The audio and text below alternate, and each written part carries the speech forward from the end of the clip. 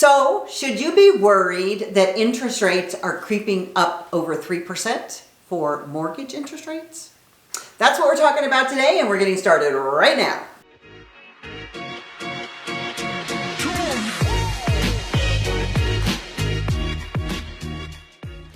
Hey y'all, I'm Debbie Dobbins, real estate entrepreneur here in Wichita Falls, Texas, and on this channel, we talk about all things Wichita Falls, from real estate to lifestyle and everything in between. And if you would like to stay up to the minute on all things Wichita Falls, please subscribe to our YouTube channel, ring that bell, and you'll be notified every time we load up a new video.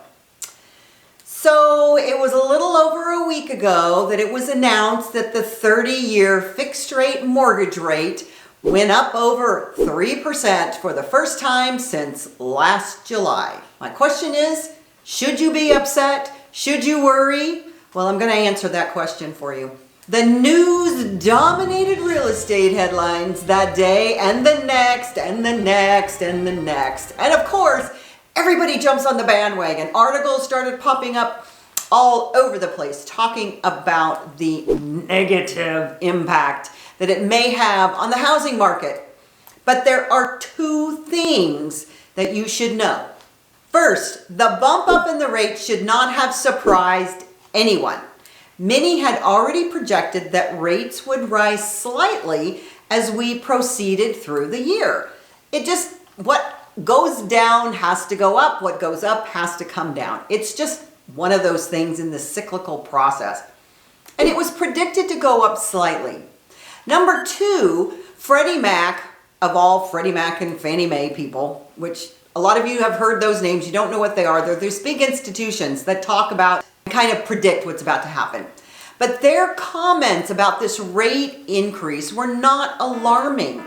They said, the rise in mortgage rates over the next couple of months is likely to be more muted meaning not very much, in comparison to the last few weeks.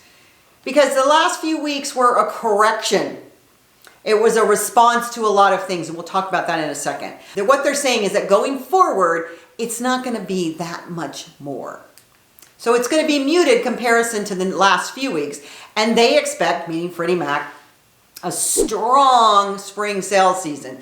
Because at the end of the day, what people were worried about and all the panic was setting in about they're going to go up and home sales are going to stop and oh my goodness gracious, panic, panic, panic. Well, the fact is this a muted rise in rates will not sink the real estate market.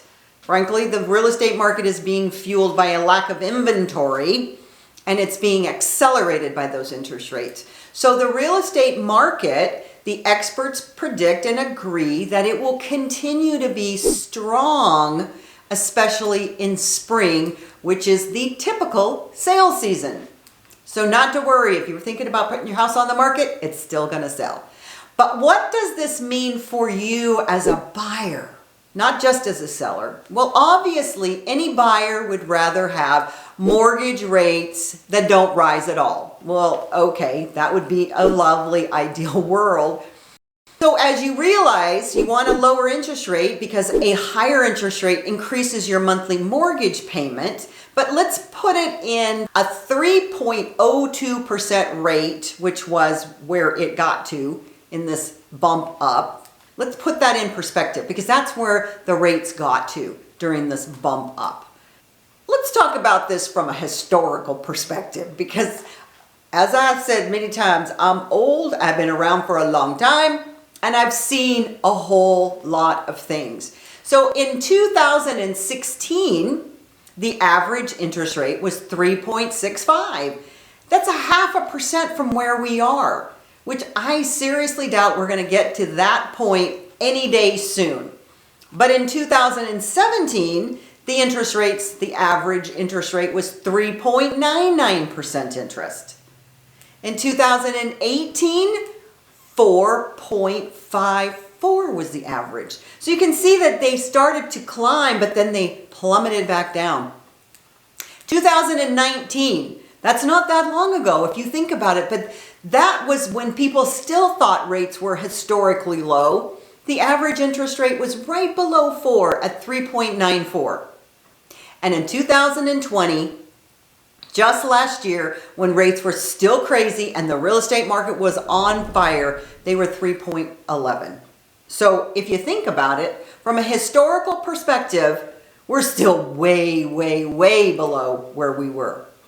Although 3.02 is not as great as the sub 3% rates we saw over the previous 7 weeks. Well, over the past 7 weeks, the interest rate was crazy, but it's still close to the all-time low of 2.66 in December of 2020. It's only off by less than 0.5%. And if we expand our look at mortgage rates to consider the last 50 years, now that's what I'm talking about. I've been around for all 30 of those 50, and we can see that today's rate is truly remarkable, even at 3.02 or 3.5. Here are rates for the last 5 decades, and I went through all of them. In the 70s, they were averaging 8.5. You're like, oh my gosh, 8.5%? Oh, but it gets better. In the 80s, when I was doing loans early on in the 1980s, interest rates were 12, 13, 14%. And when people were still buying houses. So the fact is that no matter where these interest rates go, people will always buy houses.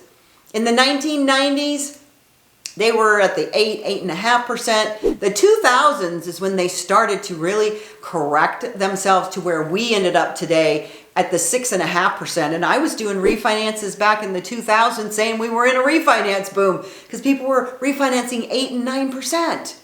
Imagine that.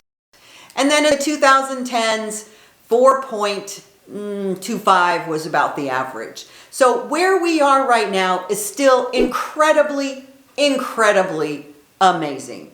So being upset that you missed the best mortgage rate ever, really, this little tiny window, it's a little understandable, but it's not really logical because the fact of the matter is our interest rates are still super low.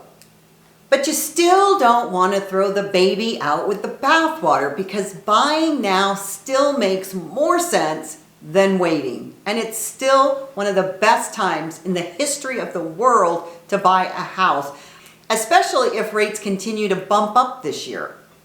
So the bottom line is, it's true that you may not get the same rate that you would have 5 weeks ago, but you will get a better rate than what was possible at almost any other point in history. So if you'd like to know more of how to take advantage of these still historically low interest rates, drop me a line, comment below, or just text me. Because I would love to share with you how to build more home equity and the #1 financial reason for buying a home. Check this video out. And for now, as I always say, y'all come back now. You hear?